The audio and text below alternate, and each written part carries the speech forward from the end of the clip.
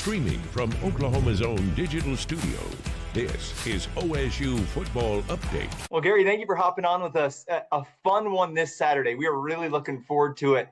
So to start off, can you just kind of give me your overview of what you're seeing in this matchup between the Cowboys and the Ducks?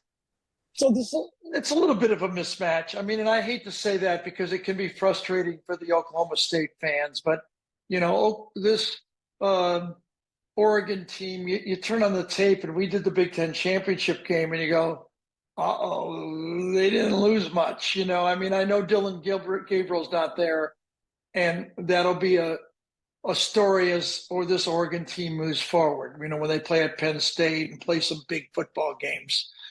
But, man, what stood out to me mostly in that first game is as they took players out, they looked like just like the guys that had been in there before. I mean, this is now a program. It's been built the way Alabama and Georgia and the championships in Ohio State, they are a tier one program. And Oregon Duck football is in good hands with Dan Lanning. I'm not surprised, we've known him, but to me, quarterback is different. But I think this team in a lot of ways is better than last year for the other 21 starters and a lot of backups. Wow. So Dante Moore is that quarterback stepping in now. What did you see from him in that first game on tape? What does he bring to the table? So what I was surprised because, you know, I followed Dante. He's from the Detroit area. I grew up in that area. I knew of his recruitment. He just looks like he's grown up. You know, it's almost like I remember him watching him on high school tape. You know, now this is a guy who sacrificed. He knew what he wanted to do.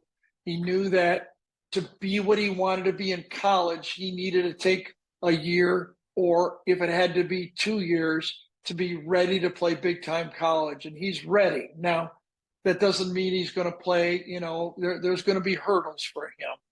But he's the real deal. He's what was projected. There's a lot that he has to learn, but he's capable of doing it all. There's no doubt about that. And here's what's cool.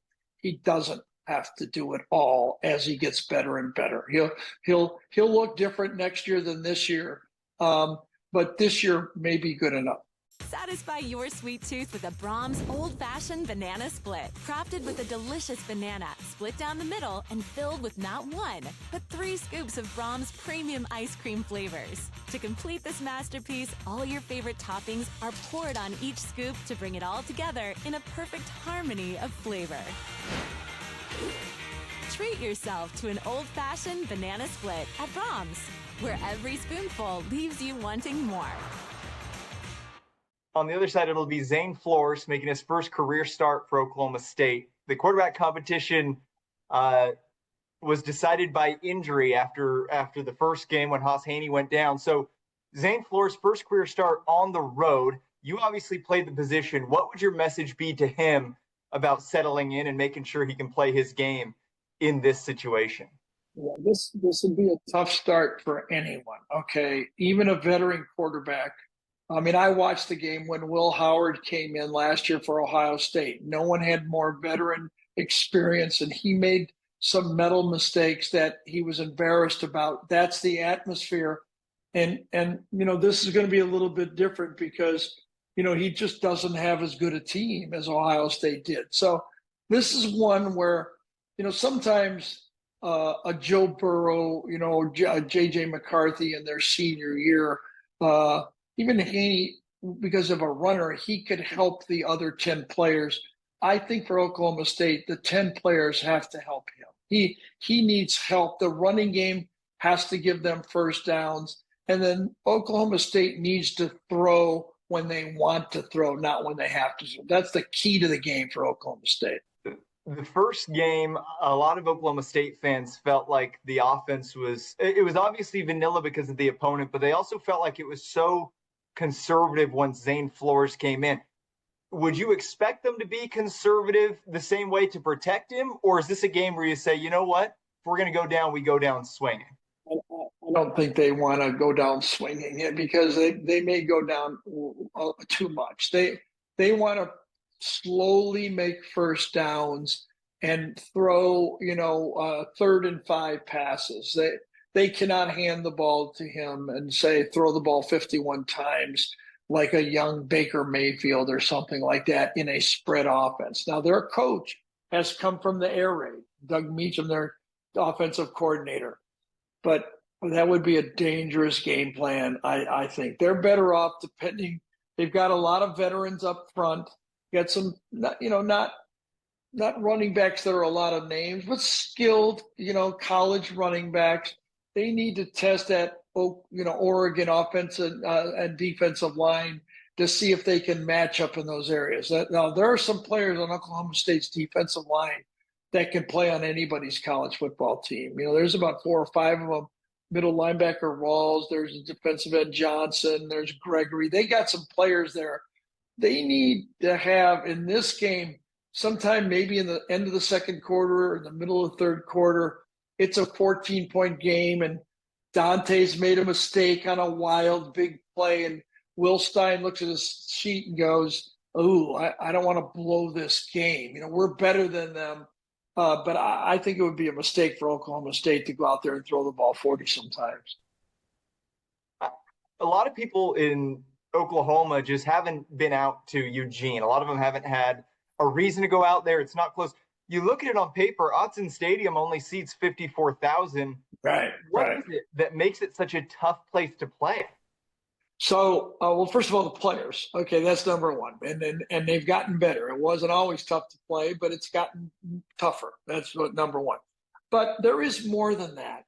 I got a lot of criticism 2 years ago now, doing an interview just like this on a Wednesday about University of Tennessee and their stadium and their venue. And I kind of said, really, after you get 50,000 people, and they're close enough on the sideline, it doesn't really make loud is loud, and they took, they did not like it. Let's just put it that way. Okay. But it's kind of the truth. I mean, anybody that played in Autzen Stadium and played against Oregon, it has the feel, not that it's small, but it has the feel that everybody's family there. They all can anticipate what's going to happen next. The colors are very bold, the green, the trees, the players coming on, everything is real bold. Every fan seems to anticipate what's happening next in the program. It feels like a Friday night or high school football game where everybody knows everybody. That's the feel that I have when I go there. It's just a wonderful place to be, and I can see why everybody loves it. So I want you to finish this sentence for me. Oklahoma State can keep this game competitive if we define competitive on a scale that is fair to Oklahoma State. I'm aiming if they walk off the field being proud of their effort, that they're not watching Oregon play their third and fourth string players on the field. I think that they will be proud of that, and upsets happen. Sometime in college football this year, a huge upset's going to happen. I'll be willing to watch it if it does. I know the Oregon fans don't want that to happen, but somebody in college football is going to get upset, just like what Northern Illinois did to a superior Notre Dame team last year. Okay, so I want to ask from an overarching, with where we are in college football today, is there value in Oklahoma State playing games like this in the non-conference?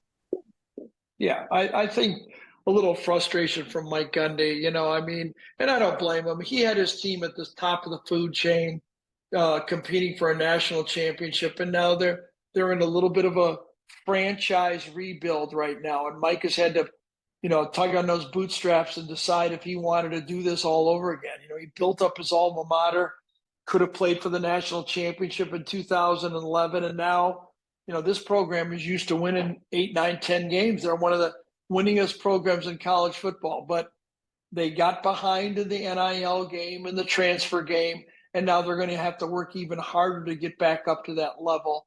And I think there's a frustration that people like me who are answering these questions are answering it just the way I did, where that would have been hearsay to anybody to talk like his program before.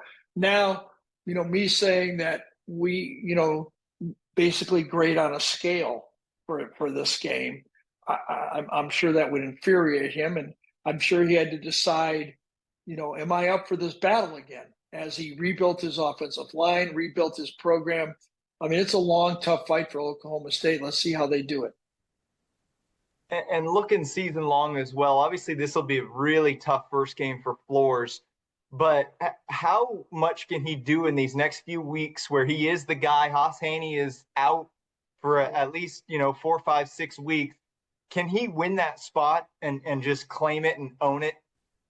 No doubt. That's what's great about sports. I can tell you right now, I was one of those guys in the NFL. Nobody thought I got my chance to play in game 6. And when I went in the huddle, I knew nobody was ever going to take my job away from me until, I was too old to do it, basically. And then one of the things that I took pride in saying years after I played is a few of my coaches said to me, you thought you were better than you really were. Well, that's a compliment. That's better than the other way around, And so, yes, Zane believes in himself. He's ready to take this. All they have to do is play a good, strong, competitive game, get better every week, and be a player in the Big 12. Compete against the Iowa States and the Kansas States and the Kansases. Totally, he can win this job. Gary, do you still love this butterflies on game day, getting in it? Well, I don't think anybody could have had a better seat. I tell the people when I played in the NFL, I never had an opportunity to watch a college football game for all 15 years I was in the World Football League for all those years I was out. I never watched a game. And then I got this job. And frankly, watching pro football on TV is pretty attractive. But in person, there's nothing beating a Saturday at these great universities, where all the alumni come back. They loved where they went to school. All their friends were there. It's where they grew up. It's where they met the person they married. It's, they bring their kids back. They bring their grandkids back. This is one of the great things in all of sports and what makes college football so special because, most of these players are not going to play the next level. So for 3 out of 4 or 8 or 9 out of 10, this is their last experience of football, and they love coming back, and the venues are fantastic. And I sit front row center, and I have sat front row center for 36 years at the top of the food chain. The Big Ten, national championships, rivalry games, Texas, Oklahoma, UCLA, USC, Michigan, Ohio State, Army, Navy. I did 2 national championship games. The seat in the SEC for 18 years where football was king there. Yeah, no one's had a better seat than I have in it. And then one week after another, I do interviews with people like you and talk about their stadiums and what they love about their schools. And I can see it. When I'm there, I can feel what they love. That's awesome. And my last thing for you, Gary, when you have your pregame meetings, you're talking to Mike Gundy. Is he having fun with you? Is he his entertaining self, or is he guarding? Oh, yeah, he did. No, he started off by saying, it's nice to talk to the guys that have been in this for 100 years, is what he said. So he was good. He's got a sharp wit, and he likes to have fun with it, and he's great. He's with college football. He's got that kind of Mike Leach type kind of, pokes you a little bit. And Dan Lanning poked right back. It's been fun this week for both of them. I just feel bad that I don't think Mike has a team. This is a good team he's playing against. I'm telling you, this is a really good team, especially at Outson.